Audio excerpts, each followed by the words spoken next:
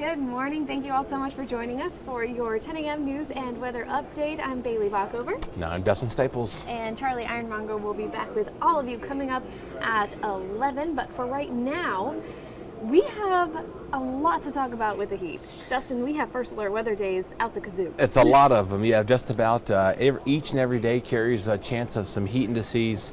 Our computer might reset. If not, we may just talk about the 8-day for a while.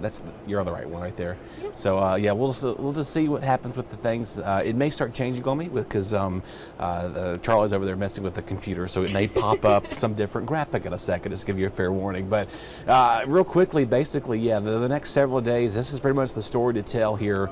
Today's not going to be too bad.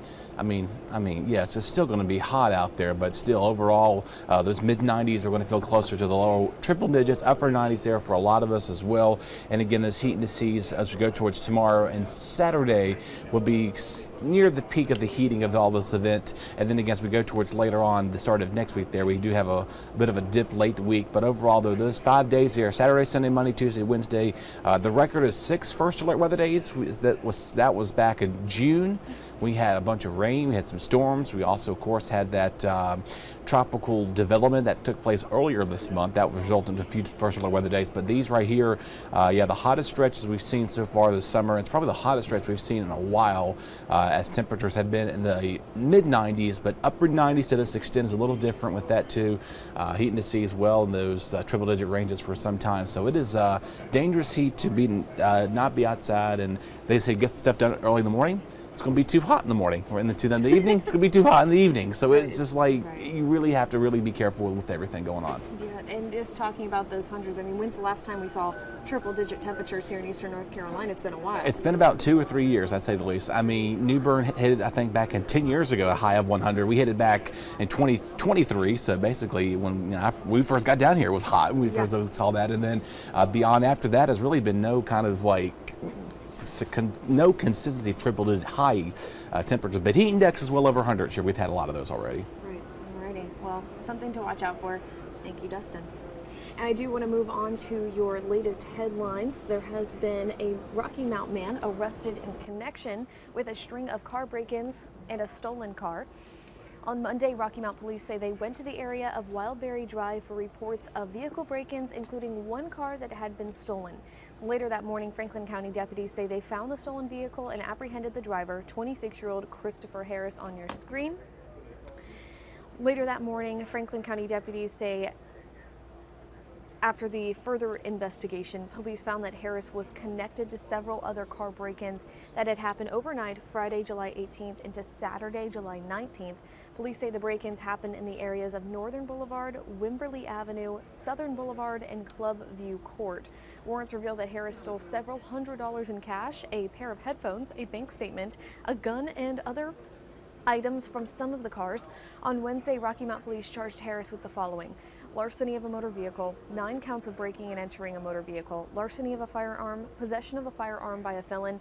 Harris is currently in the Franklin County Jail, where he faces a $180,000 secured bond.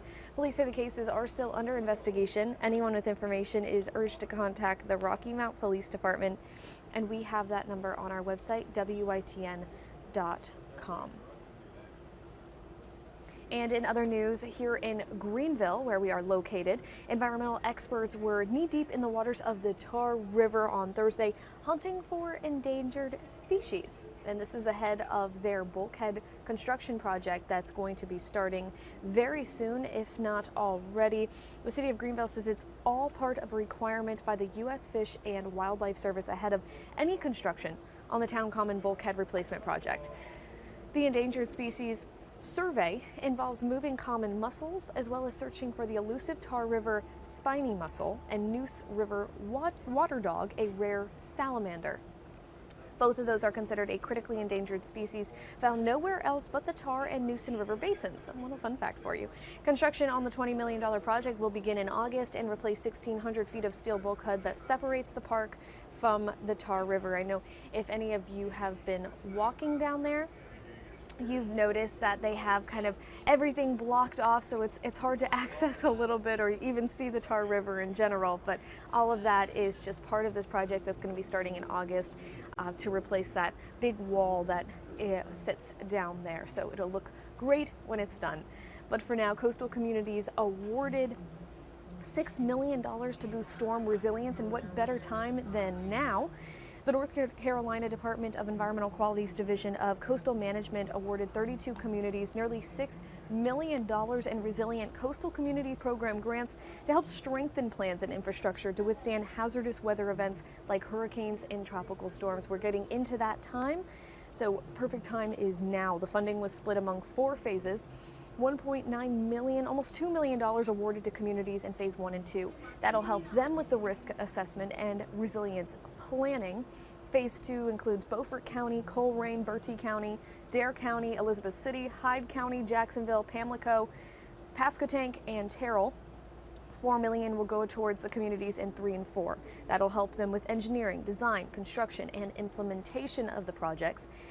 And that will be given out to Allander, Beaufort County, Belhaven, Carteret County, New Bern, Dare, Edenton, Elizabeth City. We have all the lists of counties and cities on our website at WITN.com. But in total, the RCCP has awarded approximately $16 million through 108 grants across more than 50 coastal communities. So hopefully by the time hurricane season rolls around, we'll be getting prepared to withstand any of potential damage that could be thrown our way. We are very resilient here in Eastern North Carolina, and we do that because we have people that care and are planning ahead to help our communities. Well, that's all the time that we have for this hour, but you can join us back here at 11 a.m. for more news and weather updates and a full first alert forecast with your meteorologist, Charlie Ironmonger. But for now, we hope that you stay safe out there. It's going to be very, very hot this weekend, so take extra precautions. But for now, enjoy the rest of your day and stay safe.